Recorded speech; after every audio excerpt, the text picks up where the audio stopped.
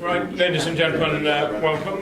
We're 2 or 3 people still to come, so you may hear the door gently open and some embarrassed people come and sit at the back. Anyway, I'm delighted to welcome this evening Peter Howson, the Reverend Peter Howson, former Army Chaplain, Methodist minister in Weybridge, and soon to move down into Wiltshire. You're probably aware from reading the flyer that Peter wrote a book about chaplaincy in the opening years of the First World War called Muddling Through. And I suspect that by the end of his talk this evening, you will realise that the title was especially apt. But I don't think it would be right for me to steal his thunder. I'd much rather he told you himself why he chose his title, or at least why it becomes clear he chose his title. But a nice select group. You'll realise that this is the last time that we will be holding an evening talk in this room, and the next time it will be over in our own museum in the air-conditioned, super smart Kincaid Gallery. I have to keep reminding you of this because it's going to be brilliant.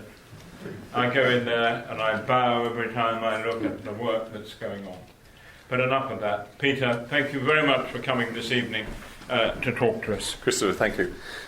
It's particularly appropriate for me, and I'm in a way quite glad that I'm the last of these speakers to actually use this gallery, because for 2 years I was OC Religion Far East in Hong Kong between 1990 and 1992. And I discovered when I was going through the accounts that the GURKHAs were on my budget, at least as far as their religious provisions were concerned. We were concerned about the budget for wine, wafers and candles, which suddenly seemed to have gone up exponentially. And we discovered that all of the cost of Dashira, including the goats, were being put on my budget. And as it hadn't been accounted for, we had to make some changes. Chaplaincy is a bit of a muddle even now, I suspect. But I want to start in August 1914. And of course, all sorts of people found that their lives had very suddenly come to a period of crisis and change. And amongst them was Arthur Willington Ingram, who was the Bishop of London.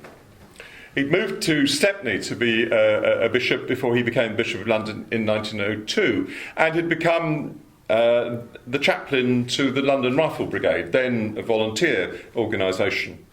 And he'd been assimilated into the new Territorial Force Army Chaplains Department when it was created in 1908. And because he'd only been serving for 6 years at that point, he became a chaplain to the force's 4th class, which equates in the rest of the army to a captain. Chaplains still have this very odd rank structure, which nobody else but they understand, but which really makes sense and is important to them. Interestingly enough, 18 months later, the London Gazette published the detail of 8 clergy who had all been commissioned into the Army Chaplains Department in the Territorial Force as chaplain to the Forces Class 4, who suddenly were to be chaplain to the Forces Class 1, ranking as colonels. And Arthur Willington Ingram, the Bishop of London, and 6 other bishops found themselves suddenly so elevated. Somebody had obviously decided that if you were a bishop, you had to at least be a colonel. And so he found himself in this interesting situation as the Territorial Force was mobilised in August 1914 as to what to do. There's an interesting description of him in the novelist Henry Williamson's book, How Dear Is Life, part of that great spread of his stories about growing up, and particularly, if you've never read them, the very interesting novels about being a soldier in World War I, because he had joined the London Rifle Brigade in the spring of 1914. He actually writes about it under the assumption of the London Scottish, but he's talking about the London Rifle Brigade, and he's talking about Arthur Willington Ingram. And he describes him coming to the drill hall and talking about offering for service overseas. And you can see actually that for him there is this quite difficult problem, because he's the Bishop of London, which is a fairly significant job within the Church of England and remains so to this day. So what do you do?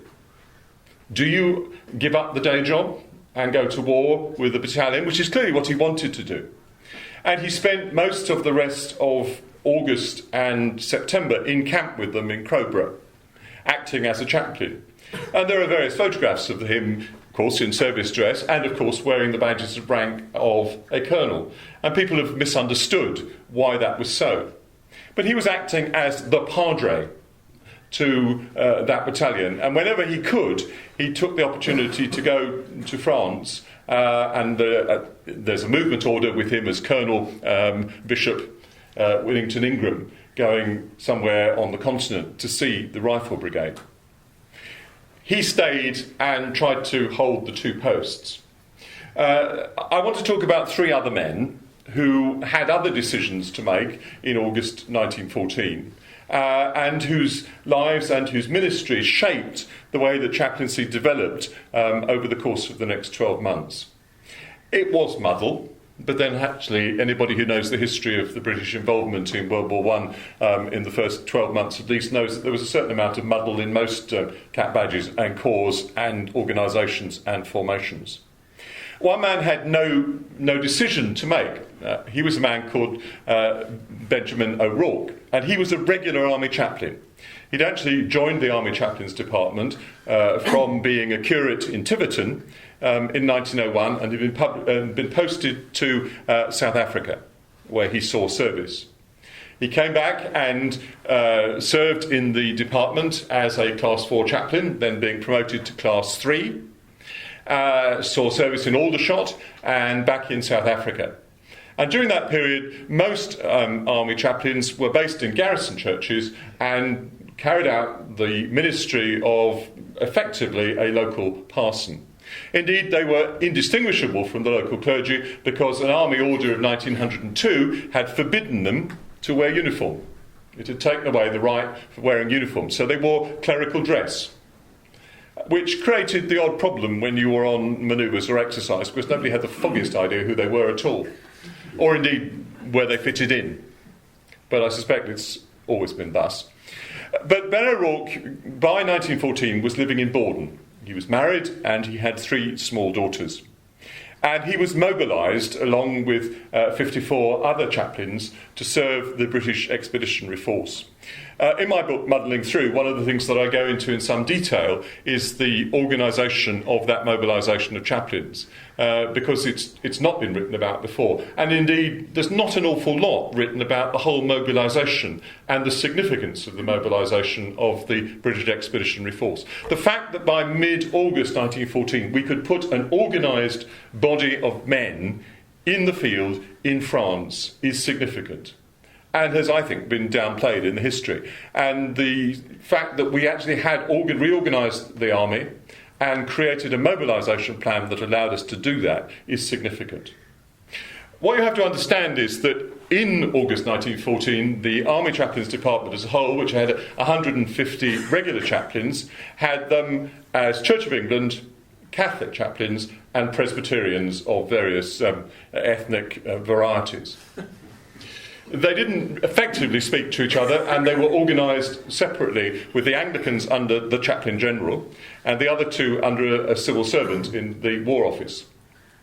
So that wouldn't work in France in an expeditionary force, and so it was decided that they would go as a group, and a man called John Sims was appointed to be the principal chaplain. Actually, the only post that existed in the mobilisation table for the BEF for a chaplain.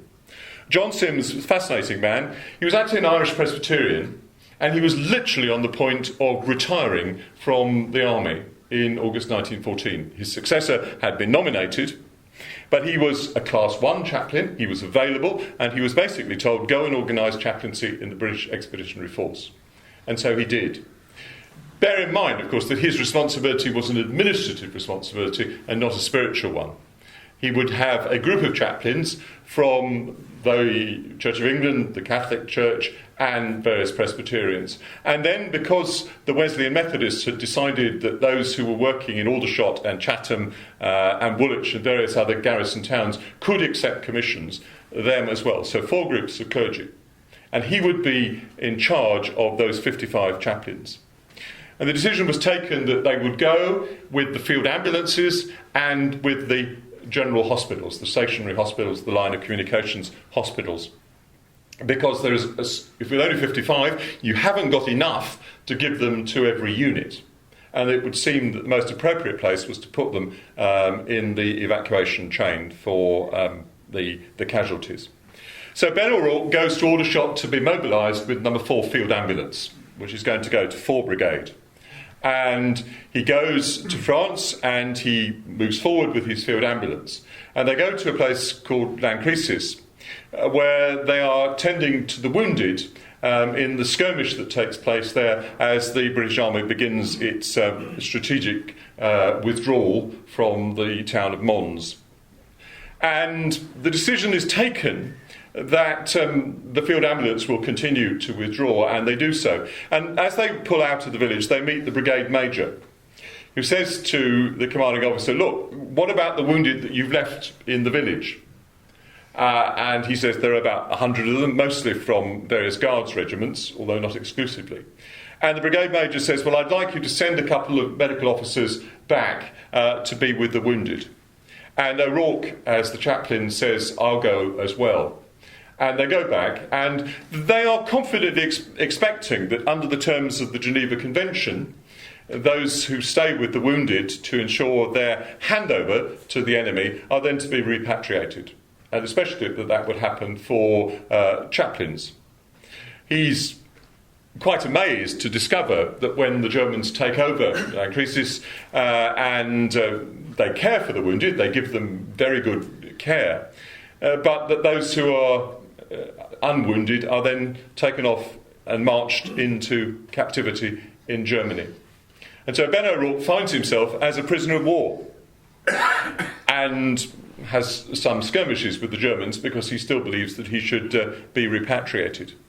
And he remains a prisoner of war until July 1915, when the first major exchange of prisoners takes place, and he finds himself being put on a transport to come back to England. By that time, of course, he'd begun to understand that there was a role for padres looking after prisoners of war, and he's quite cross and wants to stay.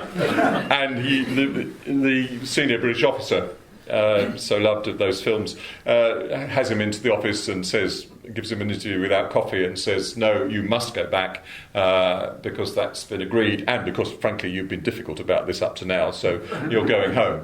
And he does. And just to round his story off, he goes back to the front, goes back to France to serve as a chaplain at the front, and is eventually becomes a staff chaplain in the headquarters. And eventually is posted back to England in the summer of 1918. And just to complete his story, he dies on Christmas Day 1918 of the Spanish flu in Falmouth. And his story is quite interesting and forms actually the centre part of my next book coming out this summer, because I have his diary for 1918, and we got some interesting side outs there. But he was a regular Army chaplain, so he roughly knew what it was about. But there was another bishop who was hanging around in London in August 1914, and his name was Llewellyn Gwyn. He happened to be the Bishop of Khartoum. He'd gone to Khartoum in the earlier years of the 20th century and had become bishop in 1905. As a result of which he knew quite a significant number of people in the British Army because they passed through Khartoum or served there. And he happened to be on furlough in London when war broke out, and he decided that he wanted to be an army chaplain. So he went to the Chaplain General, who also happened to be another ex-colonial bishop, a man called John Taylor Smith, and said, basically, "Can I be commissioned?" And Taylor Smith said no. Said, "Partly because you're too old." And so he started writing letters. And one of the letters he wrote to was Ben O'Rourke. wrote to Ben O'Rourke because, fascinatingly, Ben O'Rourke had been prepared for confirmation by Llewellyn Gwyn when Gwyn had been the minister of Emmanuel Church in Nottingham. So they had formed together. And so he wrote to O'Rourke and said, how do I get to be a chaplain? And then how do I become a chaplain? And he went to see the Archbishop of Canterbury and said, partly you're going to have to give me permission, and then I can go back to the Chaplain General. And he's given permission to become an army chaplain. And so he goes back to the Chaplain General and says, OK, now I've got the permission, can I become Chaplain General? Can I become a chaplain? And he's given a commission. And interestingly, the supplement to the London Gazette that's published on the 28th of August, which contains a whole series of new commissions for chaplains, has the Right Reverend Llewellyn Gwyn, Bishop of Khartoum, commissioned as chaplain to the forces, Class 4, captain. And he is given a post with a hospital, which is to go to Rouen to be one of the evacuation hospitals for the British Expeditionary Force. And as some of you will know, panic sets in the headquarters of the British Expeditionary Force in late August. And all of the base areas are told basically to pack up and move. And they're put back on their ships and they sail round the Brest Peninsula into Saint-Nazaire and Nantes and places like that, and they set up shop there. And all of the evacuation hospitals suddenly find themselves on the west coast of France with nothing to do. And there's quite a lot of correspondence about what it's like to be sitting there, and Gwyn talks about organising more football than services and not seeing any patients at all, and gets both very bored and very upset about it. And clearly one of the myths that develops about chaplaincy in World War I is that chaplains spent the majority of their time at the base doing nothing when they would be better off at the front line. And almost certainly the origins of that myth lie in the fact that this significant number of chaplains who were with the hospitals suddenly found themselves on the west coast of France with nothing to do. By the time the hospitals are moved back in late October and into November, they suddenly find, of course, they've got a huge amount to do. And Gwyn, who writes and says, there are 3 of us attached to this hospital, one is one too many, by December is writing that 3 of us are worked off our feet, and we need more chaplains in the hospitals because of the amount of work to do. And we know what Gwyn thought because he was an inveterate diarist. For the whole of his adult life, he kept a diary. And he is one of the people, relatively few people, who served in France from August 1914 to February 1919, who kept a diary for almost every day of that period. We actually have lost, and we're not sure whether it's disappeared or whether he didn't actually have time to write it, any diaries between March 1918 and November 1918. We suspect that the German breakthrough in March 1918 may have it did cause him to move his office, because by that time he had a staff job. And it may well have been just too difficult to keep a diary, or it may simply have got lost in the move. But we're still looking for it. And one of the things that I'm hoping to do in about 3 years' time is publish one of the volumes of his diary so that we have an insight into the significance of what it was like to be a chaplain over an extended period of time. And I make quite considerable use of his diaries because they're very important reference material. But he had quite a lot to say about the organisation of chaplaincy. And one of the things that troubled him immensely was the fact that the Church of England chaplains administratively were under this Irish Presbyterian, John Sims. And he didn't really think that was pucker. And he, in his diary, makes quite a number of comments about the disorganisation of army chaplaincy. In July 1919, he's happily serving no longer with the hospital, because he's been transferred to a field ambulance to be nearer the front. He's happily serving with this, paying regular visits to the units in the front line, and he gets a signal saying, basically, report to London.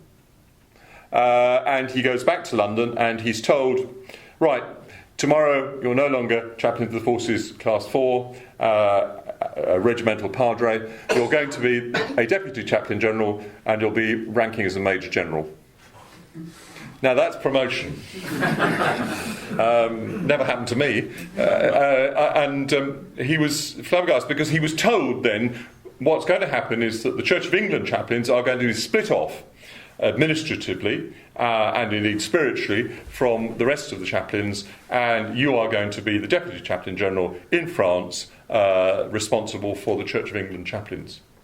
Oh, and by the way, John Sims, who's going to retain responsibility for all other denominations, is going to retain his title of Principal Chaplain, and he's going to still be only a Brigadier General. So you're going to outrank him as well. You can imagine, actually, there was a certain amount of fuss about that. John French wrote a long letter to the War Office complaining bitterly about it, and the Church of Scotland got incandescent about it. They pointed out that they were as much a national church as the Church of England, and if the argument was that the Church of England needed its own administration because they were a national church, why couldn't they have one as well?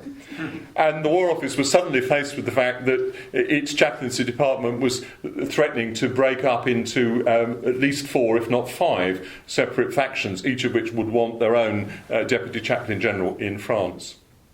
And a crisis was averted. But this dual system of an Army Chaplains department with Principal Chaplain John Sims administering all of the chaplains apart from the Church of England, in parallel to the Church of England chaplains system under this man Llewellyn Gwyn, existed in France for the rest of the war. They tried it elsewhere, and it was vetoed both by the army and indeed by the chaplains, because nobody else found it workable anywhere else. And in a number of places, principal chaplains came from a variety of denominations. The British Expeditionary Force in Salonika had a Church of Scotland principal chaplain who was followed by a Catholic. And when we moved significant troops into Italy in late 1917 and into 1918, a Wesleyan Methodist became the principal chaplain, a man called Owen Spencer Watkins. And he's the next man who I really just want to talk a little bit about, because he was a fascinating character. I warmed to him because, as a Methodist, he's part of my own heritage. But the Methodist Church, which had begun chaplaincy in Aldershot when the military town was created, it had put its toe in the water by sending chaplains to the Crimea. And then it recognised, both from its experience in Gibraltar, where there'd always been a very strong Methodist church, that there was a real ministry amongst soldiers, and to a lesser extent in naval ports as well. So it set aside a number of its ministers to work with the army in particular, and the navy to a lesser extent, in garrison towns. The War Office recognised that, and in the late 19th century offered regular commissions to these to expand the Army Chaplains Department. And the Methodist Church said basically no. And it said that because it believed that if it allowed its ministers to be commissioned into the Army Chaplains Department, the church would lose its oversight of them. And that created a tension. There's also a suspicion that they were being paid as what were called officiating chaplains, and that the church was quite happy to receive the money from the War Office and keep control of them, whereas if it allowed them to receive commissions, it would both lose the money and lose control. So there was a certain amount of politics involved in it as well. But after service of Methodist chaplains, including Watkins, in South Africa, the offer was again made by the War Office for regular commissions for Wesleyans, and again turned down. Watkins had originally, in 1893, been posted to Malta as a Wesleyan minister, and found himself then involved in that almost totally unknown British military expedition to Crete in the late 1890s. A fascinating sidelight on the late Imperial Army and what it was involved in. A situation not unlike, in some ways, what's going on in the Middle East at the moment, where Christian minorities in Crete were being quite badly treated by the Ottoman Empire. From there, he suddenly found himself also moved to be part of Kitchener's force going to the Sudan, and was present at the Battle of Omdurman.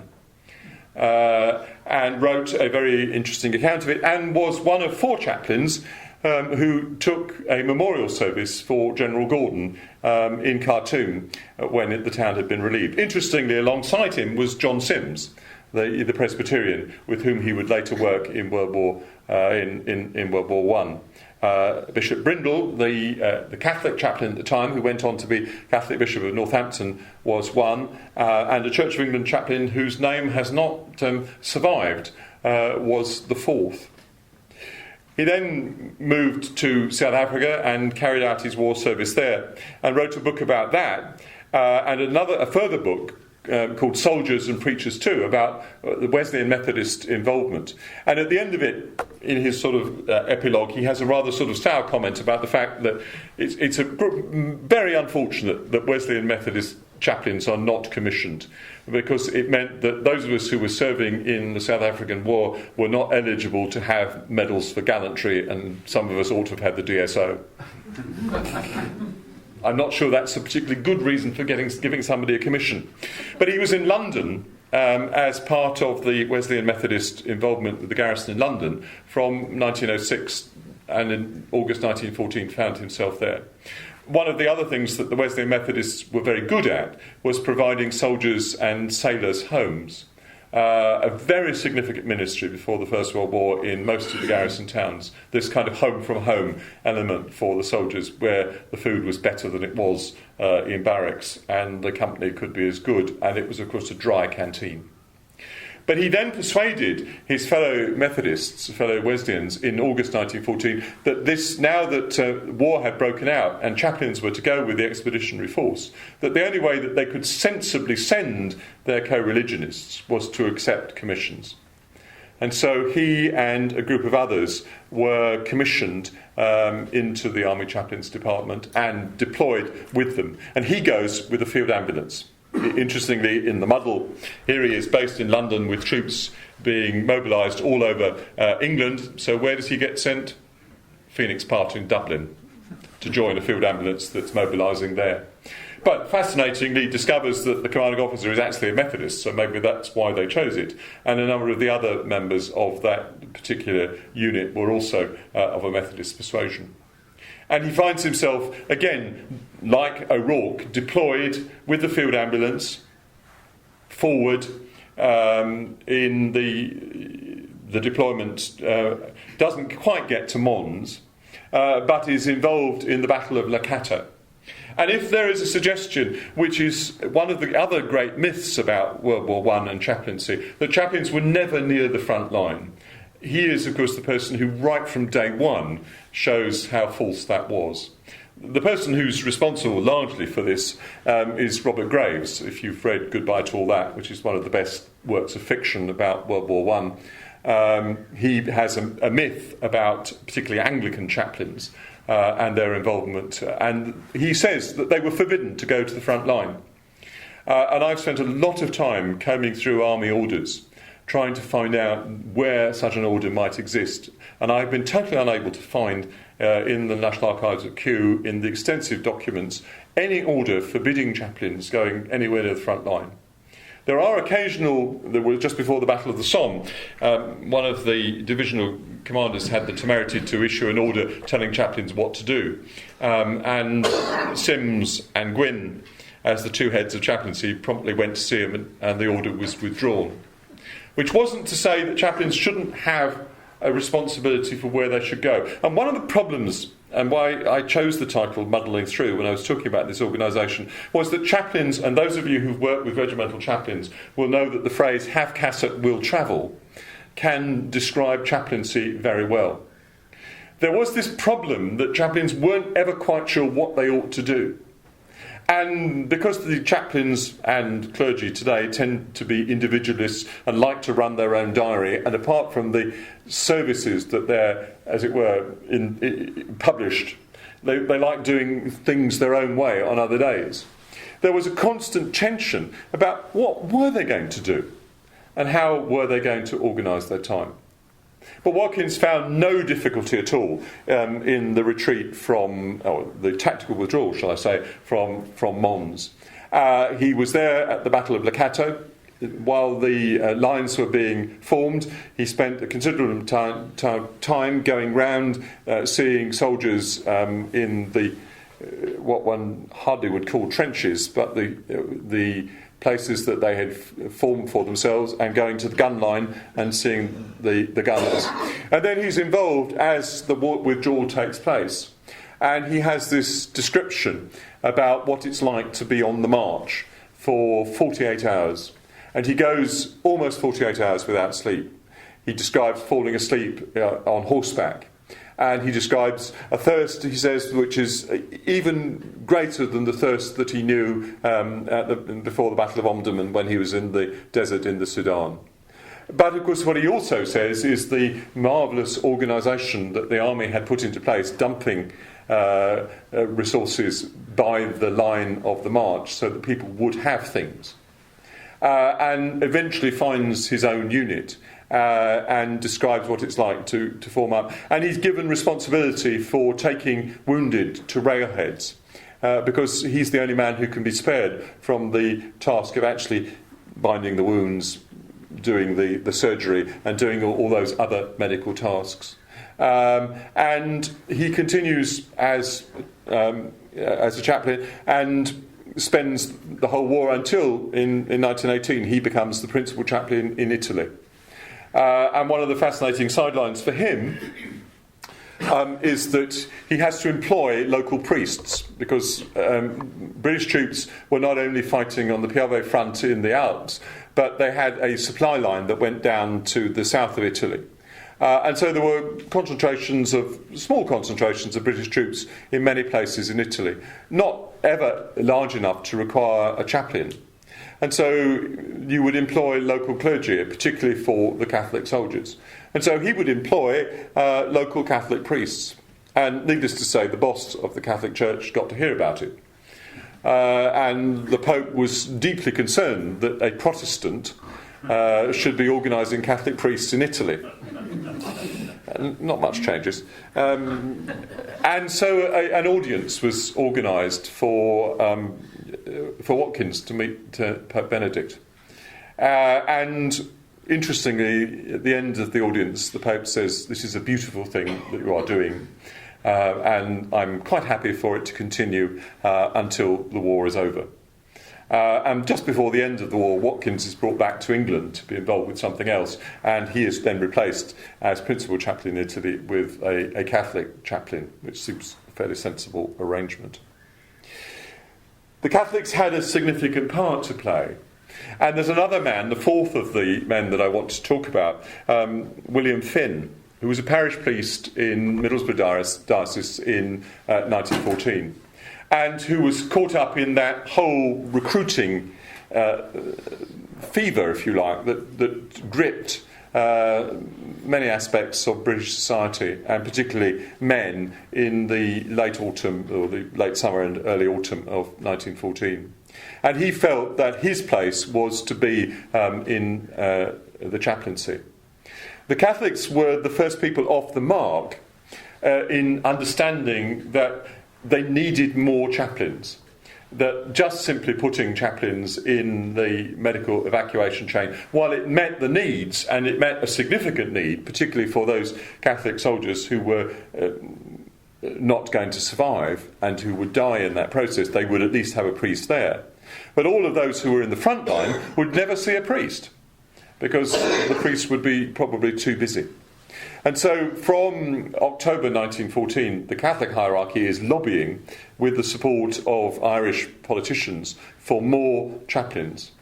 And the government becomes quite sympathetic to this, because they recognise that in the South African War, where the the largely Irish battalions had had a chaplain of their own, that made sense. And so the number of Catholic chaplains was increased to try to meet this. It never quite met it, partly because there were never quite enough priests who were allowed to leave their parishes or to leave their orders to come. And that was particularly true of dioceses in Ireland. Some dioceses in Ireland would not allow priests to join the British Army. Politics got involved at that point.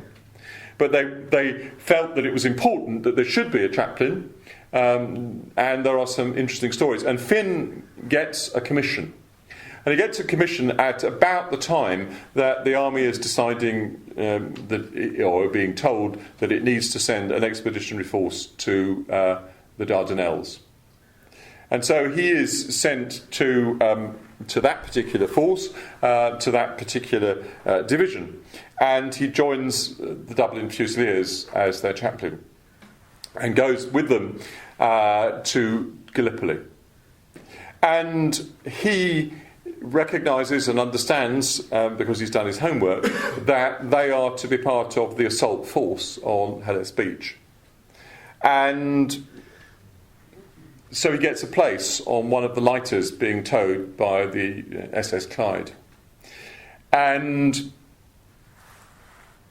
is killed in the assault landing. He is the first army chaplain to die in battle in World War I. It's a significant moment, and it's significant, I think, that he was a Catholic. The interesting question is, should he have been there in the first place? One of his colleagues, a naval chaplain called Foster, who was a regular naval chaplain, had been through the siege of Antwerp with the naval division, where he spent a considerable amount of time in what he calls the trenches around Antwerp, while they were trying to hold the city and in the eventual withdrawal. So he knew a thing or two about battles. And he was then told by his commander, RN, that on no account was he going with the assault troops. And he was given a quite specific order. And that's one of the rare examples of a chaplain being given a quite specific order about what he can't do or can do at that particular moment. But clearly Finn has no such orders and is allowed to go in the lighter and is killed. There is a very interesting attempt to try and put together exactly what happened. Because it ranges from he never got to the beach and was killed in the lighter by the wave of fire that met them as they tried to land, to he got onto the beach and spent 2 hours in a heroic ministering to the others from the regiment who were dying on the beach. And I've again spent some time trying to unravel the threads of what precisely might have happened. Interestingly, neither the field ambulance war diary to which he was attached or the battalion war diary now exist. They've disappeared from the National Archives. But the brigade war diary, which does exist, makes no reference to him at all, even under the casualties. So it's quite difficult to actually try and find out what specifically happened. And that's important because one of the things that chaplains had to work out was, what do you do? Where is the place that you need to be when a battle is going to develop? I suspect that nobody quite understood that the beach landing was going to be as vigorously attacked as it turned out to be. Certainly I don't think they'd done the homework quite as well, perhaps the appreciation as well as they might have done. And therefore that it was going to be quite as risky. And yet for him, I mean, the reason he wanted to go there was he quite clearly said the role of the priest, in his case, the role of the padre, is to be with the soldiers. It's not to be standing back waiting. It's to be where they are. And the title Muddling Through comes partly from a letter that another very famous World War I chaplain called Studart Kennedy, known better as Woodbine Willie, wrote to a man called Theodore Bailey Hardy, who was a 55-year-old ordained schoolteacher who sought to be a chaplain in 1917. and went to Stadet Kennedy for advice. And Stadet Kennedy said it's really all muddle. But, take some love in your heart and some fags in your haversack, and go where the men are.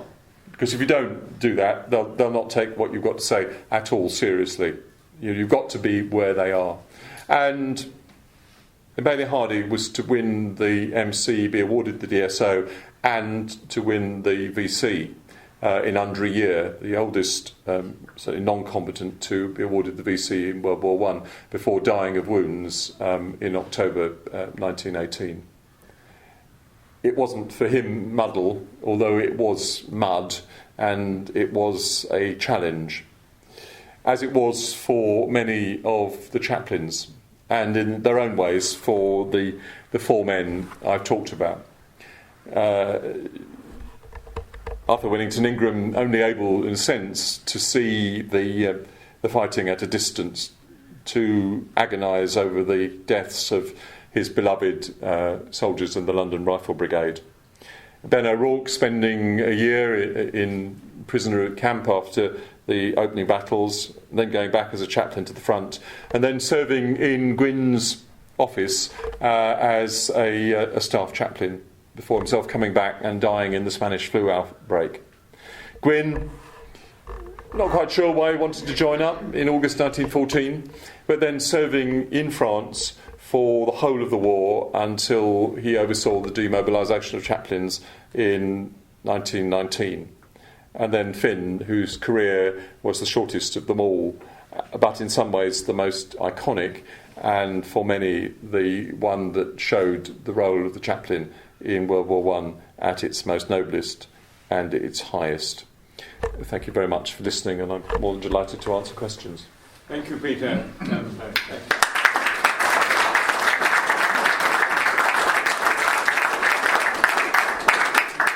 And it is time for questions for those who have them. Yes. How important to the soldier was the denomination of the chaplain? I think in the society of 1914, at one level it was quite significant. I mean, you were an Anglican or you were a Catholic, or you were a Baptist or you were a Congregationalist or you were a Scottish Presbyterian. There's a fascinating story about the Free Presbyterians in Scotland who had 24 ordained clergy. And reckoned actually a higher percentage of their ordained clergy in 1915 were involved in war work. And two of them were commissioned into the Army Chaplains Department at the request of their church, because there were so many Free Presbyterians from the Highlands and Islands serving mostly in Scottish regiments. The contract was for a year. Interestingly, if you wanted to join the Army Chaplains Department for wartime service, you signed on for a year. You could sign on afterwards again, but you were only signed on for a year. And during the course of that year that these two men were serving, they went to their synod in Stornoway, and they said, "We have a slight problem. The tradition of our church is very strictly that the only praise that we're allowed in service is unaccompanied psalm singing. It still is in parts of the Free Presbyterian Church in the Highlands. But of course we don't have any units that are solely Free Presbyterian, and we're under a bit of pressure from our commanding officers and from the other men that when we hold parade services for the battalion and the Presbyterians come, they want something more than just unaccompanied psalms. Can we not? And we have decided that we will have some sacred songs, biblical-based hymns, of which there are some. And the next speaker got up and said, "This is against the policy of our church. These men must resign." And the evidence is that they finished their year and then went and left the army, because it was a question of the purity of the worship of the Free Presbyterian Church against what you were doing when you were in the army and the compromises that you were having to make. So for some people, denomination mattered. Certainly, I just think but there are other examples. There's an interesting book written by a chaplain who was serving on a hospital ship, who writes about communion services, what he called Kikuyu communion services, because there's been an interesting debate about services in Kikuyu in Kenya before World War One.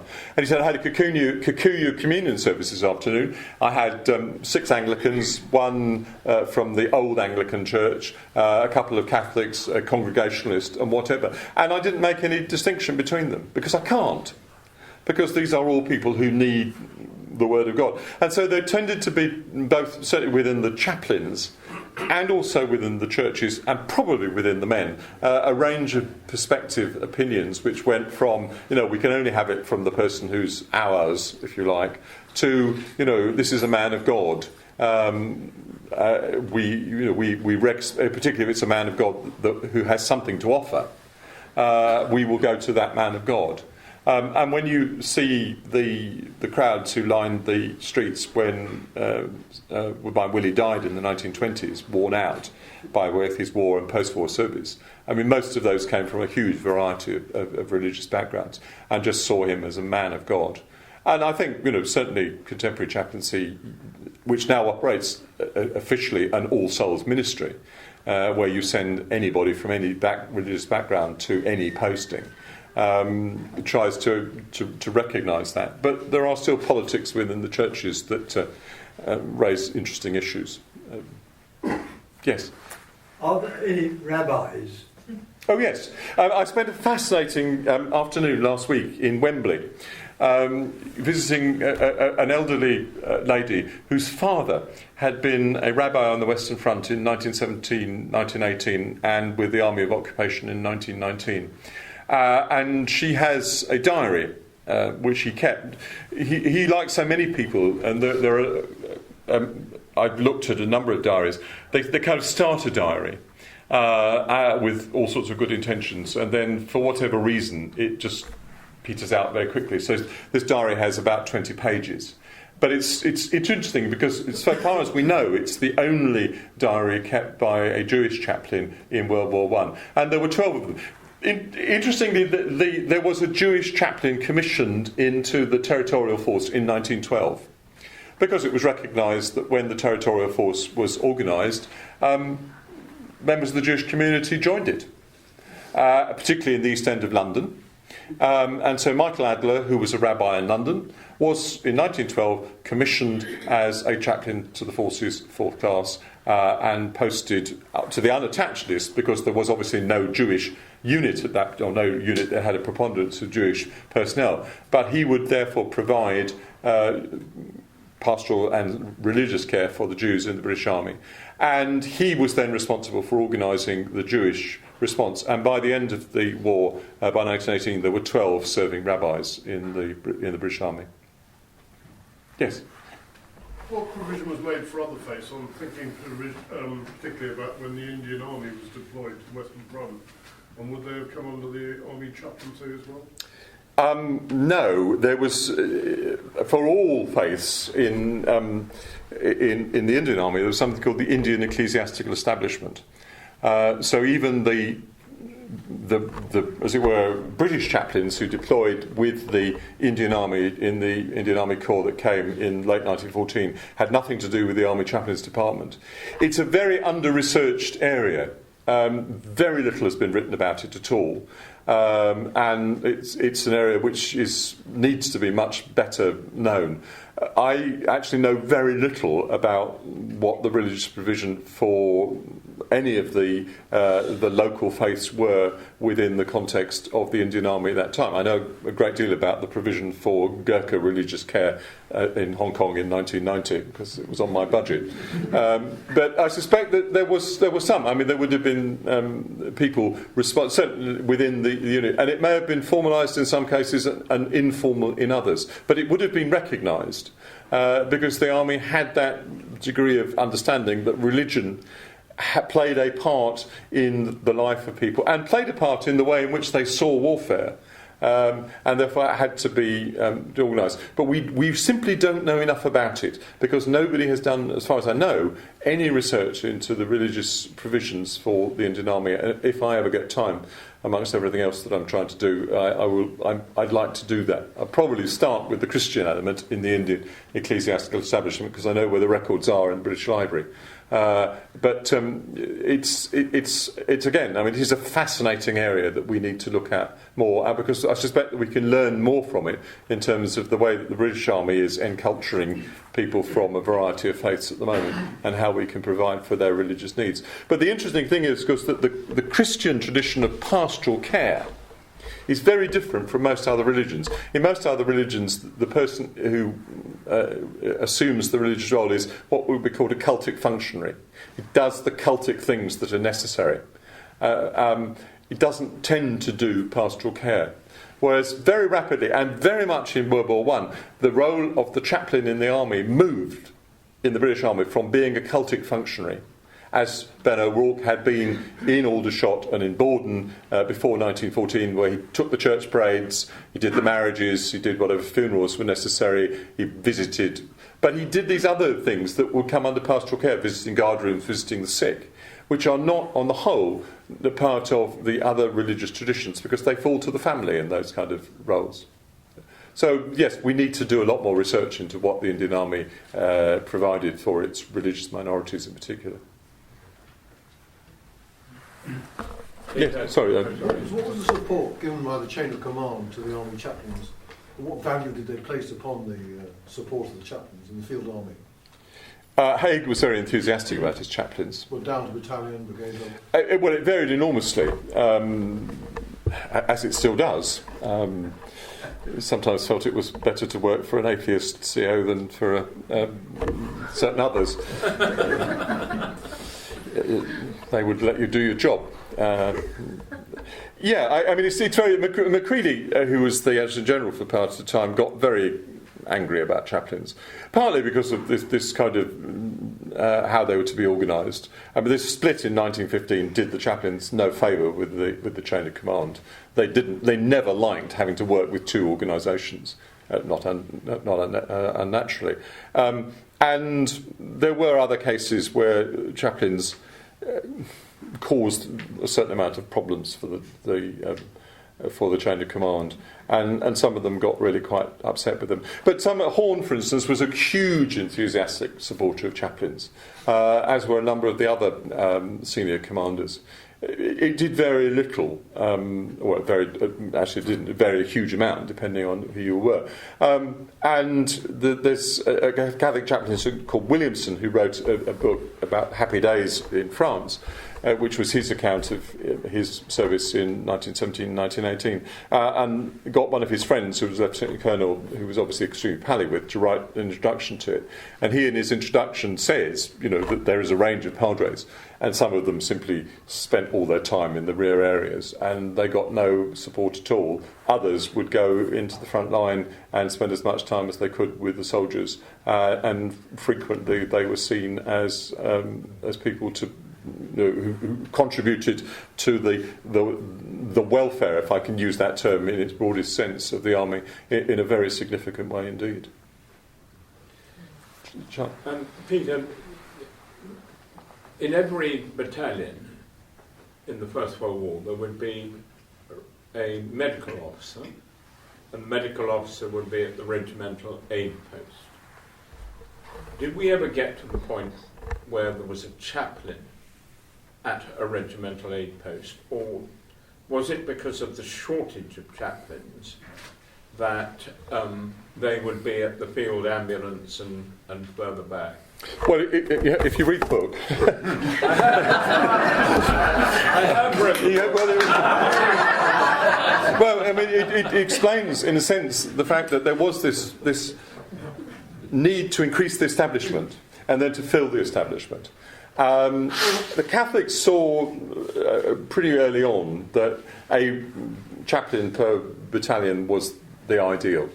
After Gallipoli, the Anglicans, I think, got the message, but found it much more difficult to persuade the Treasury that was what they should do, because the Catholics seemed to offer something that required a priest to see each individual soldier.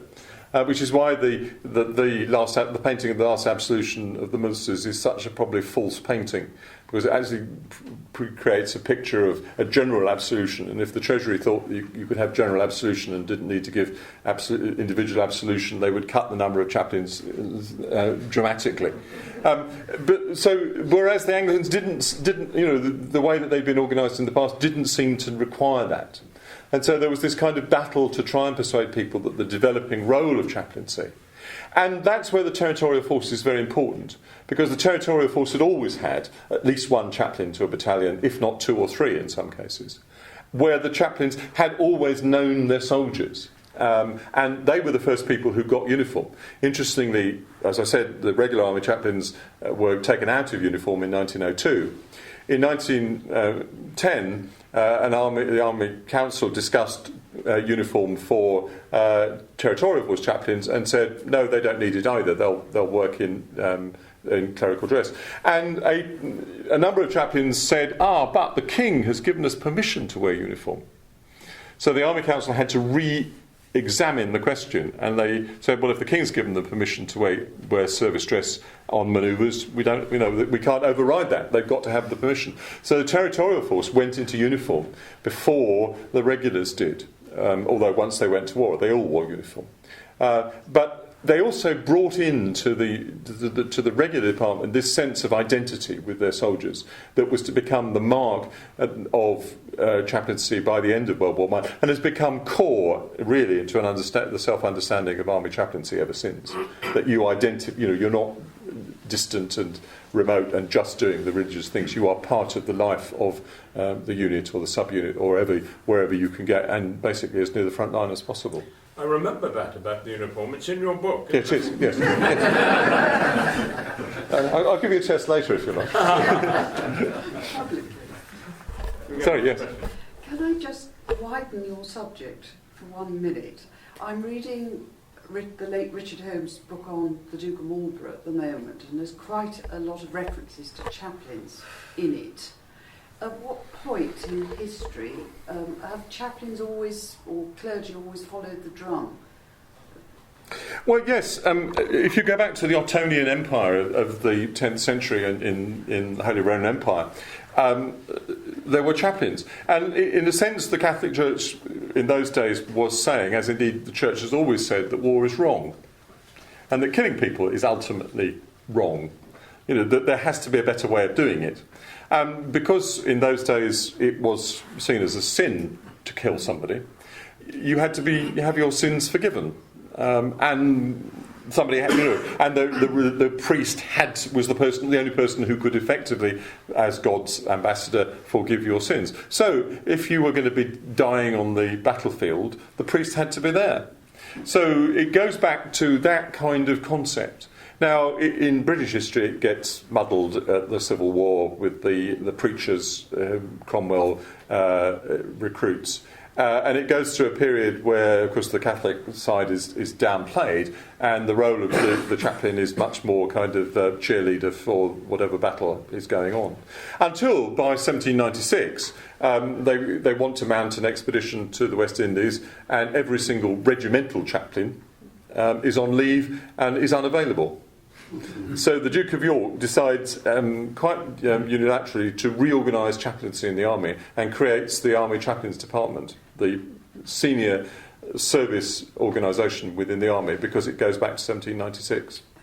And he does this, and it's fascinating. I went to Lambeth Palace and read the archives of the then Archbishop of Canterbury, Smith, and there is no mention at all in any of his archives of the creation of an Army Chaplains Department. It seems to have been done completely, and it was totally Anglican, which again upset the Scots, because they had regimental chaplains who were Presbyterians serving with them, and there was one in Cape Town who hadn't got the message that the old system had been abandoned. But for nearly 30 years, it remained a solely Anglican thing. But yes, it's gone through a number of iterations as religious understanding, and particularly as the understanding of the Church in Britain has gone through its own understanding. So complicated issue, really. Yes. Is your book available in electronic format? It's on Kindle, I'm told, yes. The difficulty about it on Kindle, I have to say, is that there are fairly extensive appendices giving mobilisation tables and lists of chaplains who are prisoners of war and some other things, and they simply don't reproduce on Kindle at all well. If you want that kind of that information, it's better to buy the hardback. And if I can do a plug, there are copies of it at the back, and I'm selling it for £15 if anybody wants to buy it, and I'd be delighted to sign it.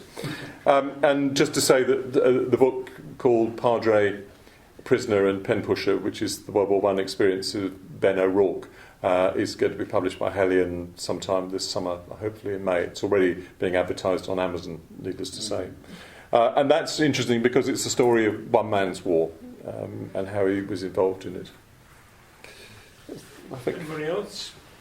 I will, since you've been plugging your own book, I'm not sure I should be plugging it for you. But actually, I have read it, and the reason why Peter is here today is because I so enjoyed reading the book and learning about why it was that the Army Chaplaincy, I won't even say department really, but why the Army Chaplains actually were obliged to muddle through. If I had been a regimental chaplain, I would have been pretty brassed off with the way that the denominations were all arguing at the highest level.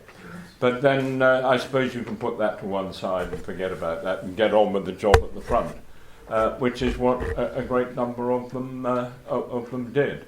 But a fascinating insight. I'm sure you'd all agree that Peter, by using his characters, managed to embrace a lot of points in a thoroughly interesting way. And so, Peter, thank you very much indeed for your talk this evening. And I do seriously recommend buying his book. Thank you. Well, thank you.